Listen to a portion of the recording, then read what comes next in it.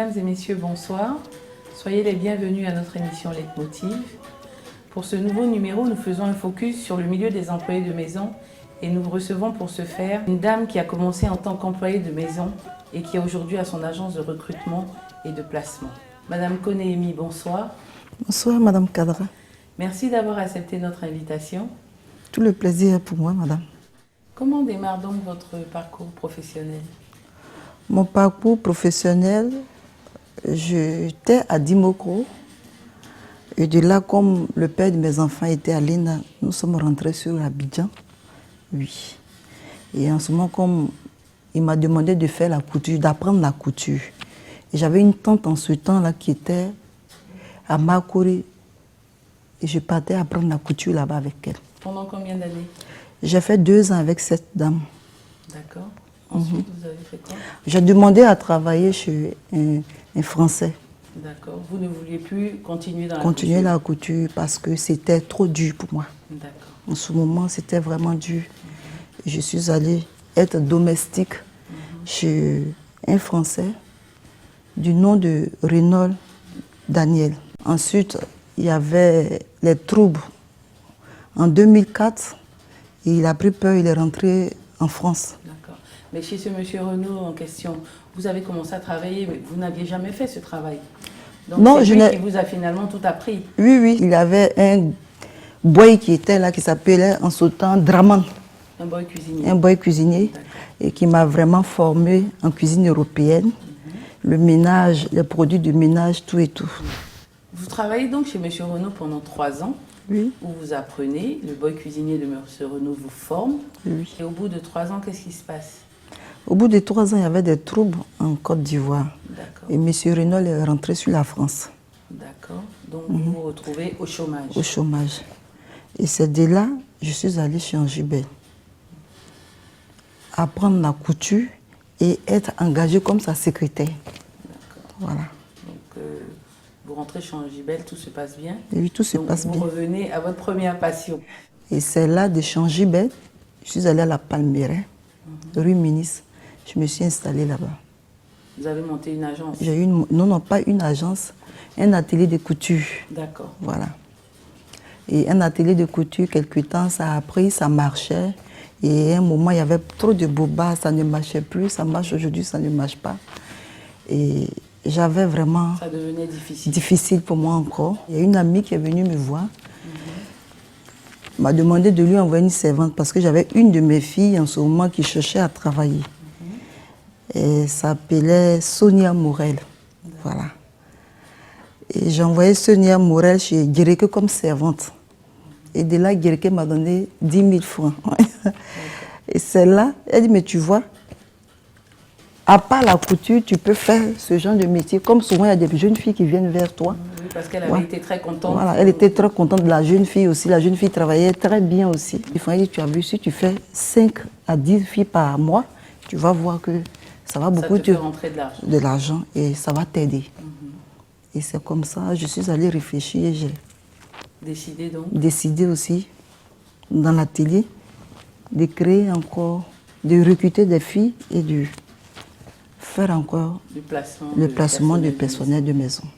Je suis sûre que vous donnez de très bonnes formations à vos filles de maison que vous placez, parce que vous-même, vous avez été domestique et sur le terrain, ça n'a pas dû être facile tous les jours.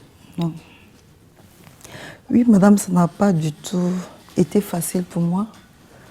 Quand j'étais chez Renaud, tout début, ça a été vraiment difficile. Puis j'étais un Français, vraiment, c'est des Français, ils sont toujours stricts sur le travail. Oui. Et j'ai été vraiment éprouvée, très dure. Mais vous n'avez pas baissé les bras en tout cas? Non, je n'ai pas baissé les bras. Parce que je n'avais pas quelqu'un pour m'aider en ce moment. Au départ, donc, vous disiez que vous avez commencé à placer des filles et que chaque fois que vous placez une fille, on vous donnait 10 000. Mais pour continuer à travailler dans ce domaine, ce n'est pas suffisant. Comment vous vous organisez au sein de votre agence pour que ça vous rapporte plus d'argent? Cette entreprise devient rentable quand une fille vient vers moi, elle s'inscrit d'abord avec 5 000 francs pour être formée. Et quand la cliente vient chercher une fille, elle paye une caution. Au début, c'était à 10 000. Maintenant, je suis passée à 15 000. Voilà. 15 000 pour une caution de 3 mois. Pour ceux qui viennent de nous prendre en marche, je rappelle que vous suivez votre émission Leitmotiv et nous recevons aujourd'hui Madame Koné Emi, qui est directrice d'agence de placement et de recrutement de personnel. Nous reviendrons sur son parcours, mais pour le moment, je vous propose de regarder le portrait de la semaine. Shots in here. You want one?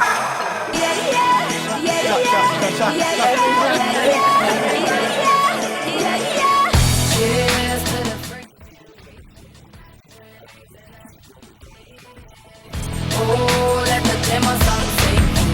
Drink to that. Yeah, yeah. Don't let the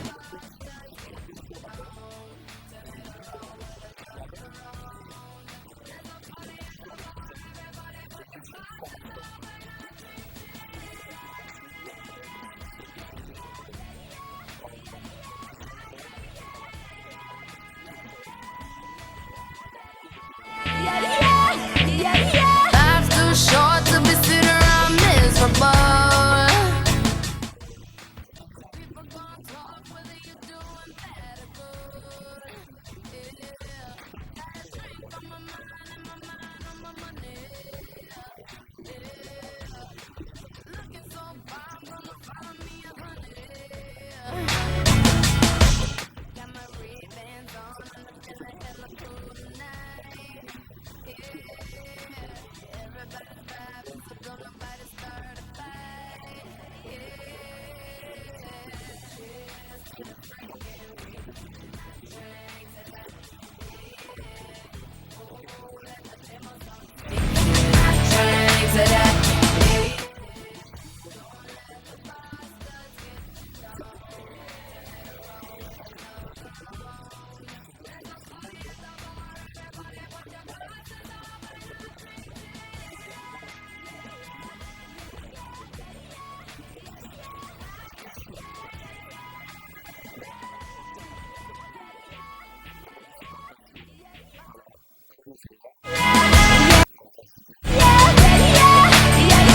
Le bilan que je pourrais faire de mon parcours, je dirais que c'est un bilan positif, dans la mesure où depuis mes débuts jusqu'à présent, il y a une progression au niveau de ma peinture. Les conseils que je peux donner, c'est surtout d'abord la passion pour la peinture. Il faut vraiment aimer. Et ensuite, il faut être persévérant, il faut être patient, parce que c'est pas facile du tout d'être artiste peintre en Afrique. Et c'est un métier qui demande beaucoup de patience. Et un jour, ça ira. Got my Ray-Bans on and I'm feeling hella. De retour avec notre invitée, Madame Koné Emi, qui a été domestique avec un salaire de 60 000 francs et aujourd'hui directrice de sa propre agence d'intérim. Alors, Madame Koné, nous parlions à l'instant de la maltraitance que subissent vos filles dans ce domaine, mais d'autre part, il y a aussi les plaintes des employeurs chez qui elles travaillent, donc des problèmes d'honnêteté, d'assiduité dans le travail. Et souvent, à la veille des fêtes, malheureusement, elles partent et des fois, elles ne reviennent plus. Comment vous arrivez à gérer tous ces problèmes?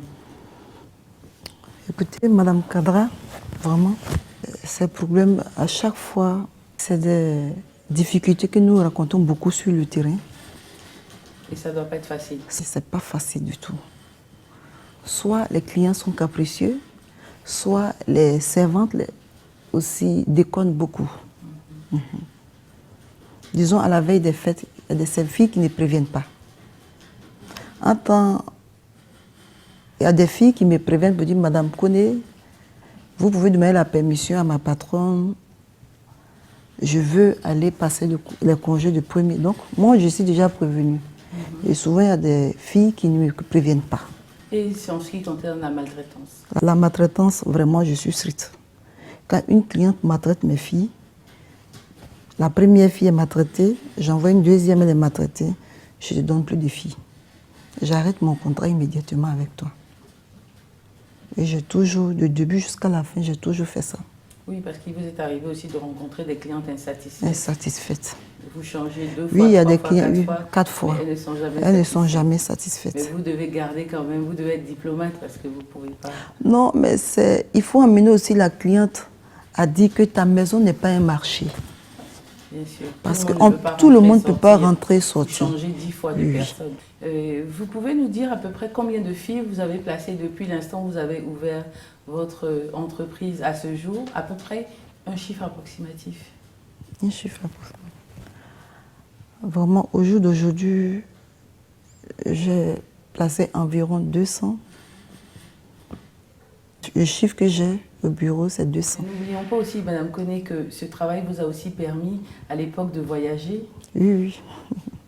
Oui, j'avais un patron vraiment qui travaillait de pays en pays. Il travaillait en Côte d'Ivoire aussi qu'au Burkina. J'étais sa gouvernante, en même temps sa cuisinière. Et nous avons beaucoup voyagé. Nous sommes allés au Burkina, en Afrique du Sud. J'ai même déposé 2 de mes filles là-bas. Au Niger, j'ai déposé un boy cuisinier là-bas. Et je suis revenue en Côte d'Ivoire. D'accord. Donc par rapport à tout ce travail que vous avez effectué, quelles sont vos perspectives d'avenir? Vraiment, je veux être une très grande entreprise.